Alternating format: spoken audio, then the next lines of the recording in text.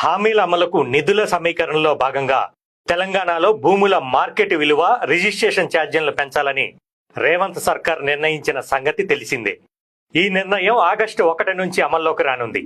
June 18 నుంచి ఇందుకు సంబంధించిన ప్రక్రియ ప్రారంభించాలని సంబంధిత అధికారులను రిజిస్ట్రేషన్ అండ్ స్టాంప్స్ డిపార్ట్మెంట్ కోరింది. జూలై 24 నాటికి తుది రిపోర్టు సమర్పించాలని అధికారులను ఆదేశించింది. ప్రస్తుతం ఉన్న ధరల కంటే 20% నుంచి 30% వరకు భూముల ధరలు పెరిగే అవకాశాలున్నాయని అధికార వర్గాలు తెలిపాయి. గ్రామీణ ప్రాంతాల్లో జాతీయ లేదా రాష్ట్ర రహదారులను ఆనుకొని ఉన్న ప్రాంతాలు లేదా ప్లాట్లు, గృహాలు, పరిశ్రమలు, వ్యవసాయేతర వినియోగానికి ఉపయోగపడే ప్రాంతాలకు ఈ పెంపులో ప్రాధాన్యత ఇవ్వనున్నారు. విలేజ్ మ్యాప్ ఆధారంగా ప్రధాన రహదారులను గుర్తించాలని, దాంతో పాటు ఆర్టీరియల్ రోడ్లకు ఆనుకొని ఉన్న సర్వే నెంబర్లను గుర్తించాలని ప్రభుత్వం అధికారులను కోరింది.